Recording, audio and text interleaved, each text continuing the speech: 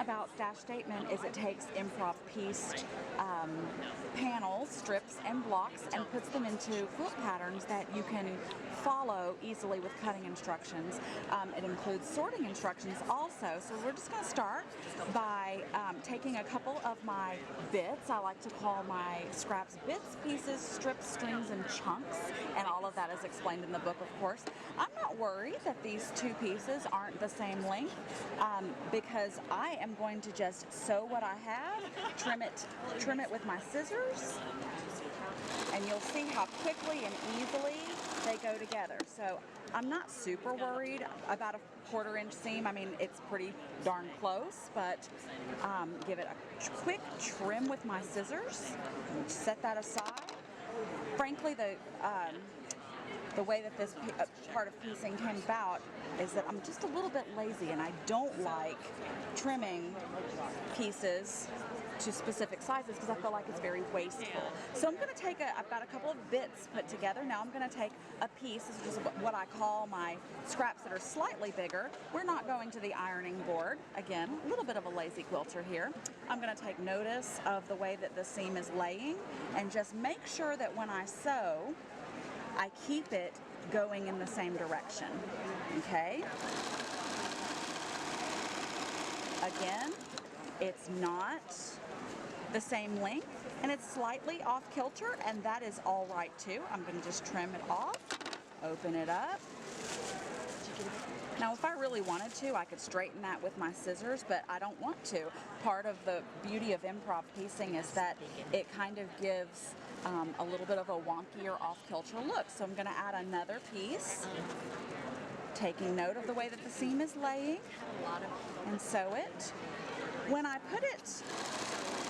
put my pieces together though, I'm careful not to go around and around a center piece because it starts to look a little bit too much like a log cabin block if I do that.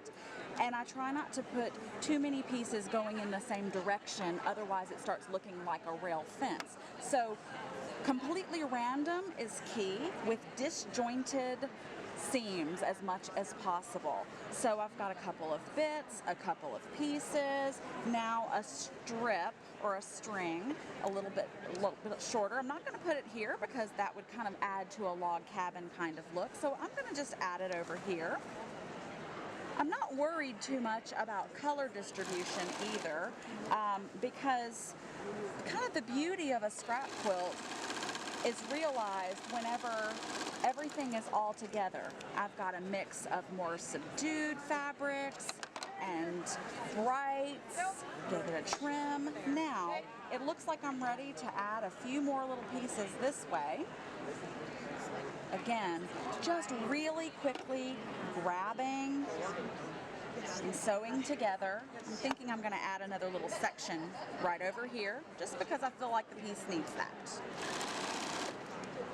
Really quick, really simple, no extra trimming, no extra ironing or pressing, and very little waste, which is really the big reason why it's my favorite. So I'm going to keep adding this. Again, taking note of that seam. Not worried that it's not exactly the same length because it trims just easily. So now I've got another little piece together. Eventually, these can be joined together this way. Looks like I might need another piece. I'm going to put it on the top. Nice orange up here. Just starting with my pieces and just as random as possible without too much thought, because that's what keeps it really fun.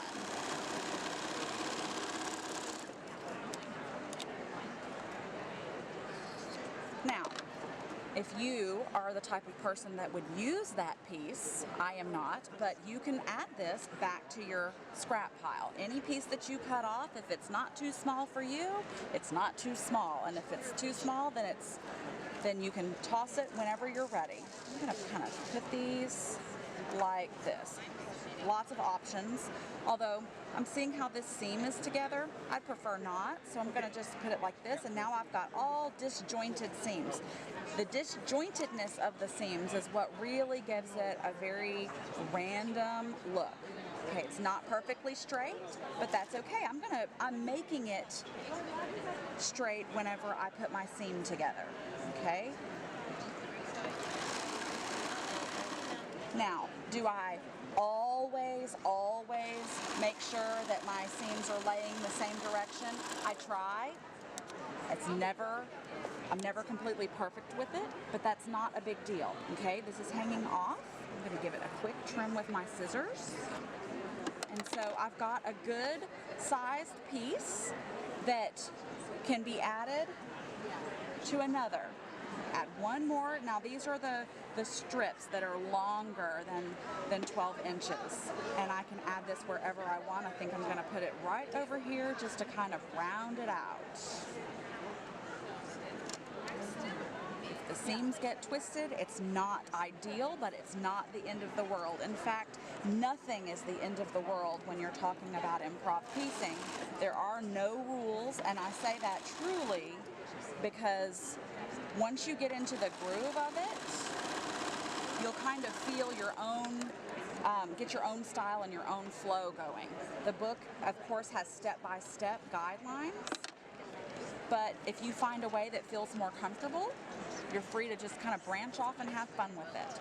So this is a good sized little piece that I've got, and I can set it aside and start right back over with my bits again and just do the same thing and then join them together until you get a piece that's big enough for one of the patterns in the book.